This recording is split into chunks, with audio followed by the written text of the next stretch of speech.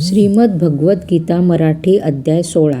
श्री भगवान म्हणाले, निर्भयतापूर्ण सात्विक वृत्ती, ज्ञान व कर्मयोग या दोहोंविषयी तत्परता, दान, इंद्रिय निग्रह, यज्ञ, स्वधर्माप्रमाणे आचार, तप, सरळपणा, अहिंसा, सत्य, क्रोध नसणे, त्याग, शांती, मनात दुष्टबुद्धी न बाळगणे, प्राणीमात्रांविषयी दया, निर्लोभता, नम्रता, जनलज्जा, स्वैर व्यापार सुटणे, तेजस्विता, क्षमा, घृती, शुचिर्भूतता, कोणाचाही द्रोह न करणे, अभिमान नसणे, असे हे सद्गुण हे अर्जुना दैवी संपत्ती घेऊन जन्मलेल्या पुरुषास प्राप्त होतात.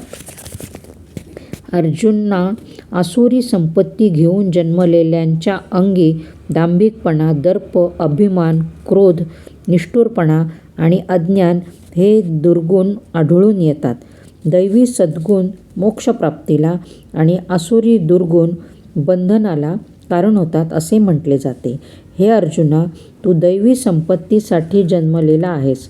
माणूस हा शोक सोडून दे. हे अर्जुना, या लोकी दैवी आणि आसुरी असे 2 प्रकारचे प्राणी उत्पन्न होतात.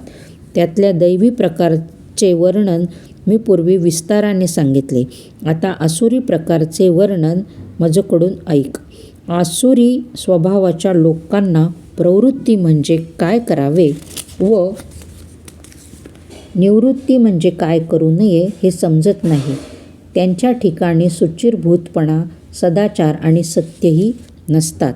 आसुरी स्वभावाचे लोक म्हणतात की जग असत्य, निराधार, ईश्वररहित, एकमेकांपासूनही निर्माण झालेले, मनुष्याच्या विषयोपभोगाकरिता उत्पन्न झालेले आहे.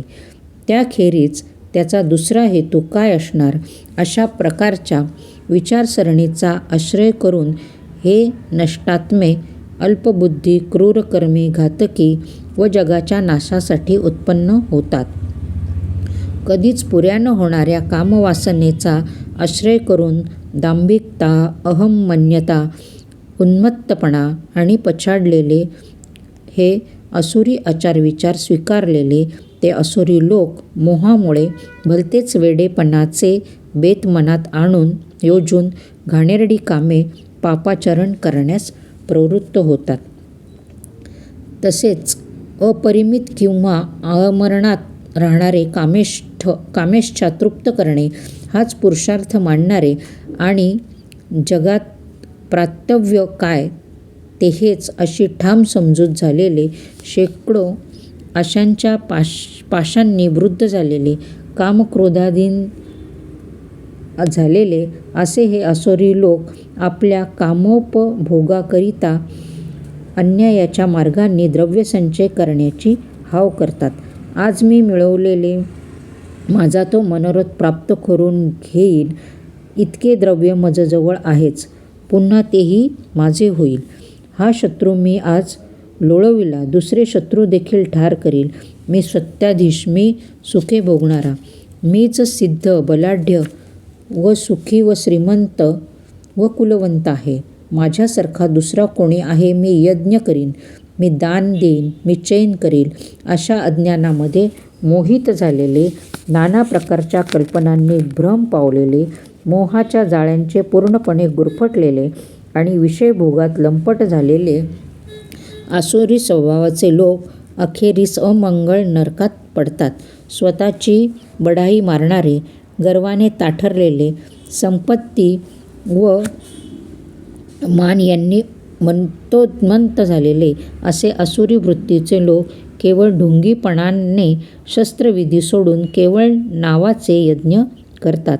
अहंकार, शक्तीचा गर्व, उन्मत्तपणा, विषयवासना आणि कोपिष्ठपणा या दुर्गुणांनी भरलेले मत्सरी स्वभावाचे हे लोक आपल्या व इतरांच्या देहात वास करणाऱ्या माझा द्वेष करणारे निंदक असे होतात.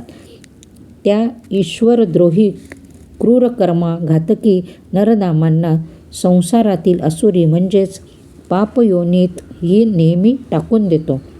हे कुंतीपुत्रा, याप्रमाणे जन्मजन्मी आसुरी कोटीला प्राप्त झालेले ते मूर्ख आणि माझी प्राप्ती कधीच न होता अखेर अधोगतीला जातात.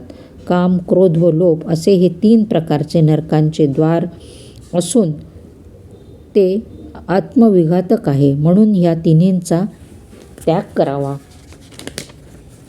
हे अर्जुना, ह्या तीव्र नरद्वारकांपासून विमुक्त झालेला मनुष्य स्वतःचे कल्याण तेच आचरतो, त्यामुळे तो श्रेष्ठ गतीला जातो. तो शास्त्रोक्त विधी सोडून मनसोक्त वर्णन करणे त्याला सिद्धी, सुख आणि किंवा उत्तम गती ही प्राप्त होत नाहीत. म्हणून कर्तव्य व अकर्तव्य यांचा निर्णय करण्याच्या कामतुला शास्त्र हेच आधारभूत प्रमाण मानले पाहिजे. शास्त्रामध्ये काय विहित आहे ते जाणून कर्म करणे तुला या लोकी योग्य आहे. याप्रमाणे श्रीकृष्णांनी गायलेल्या उपनिषदातील ब्रह्मविद्यांतर्गत योगशास्त्रातील देवांसुर संपत्ती भाग योग्य प्रकरण या नावाचा 16वा अध्याय समाप्त झाला.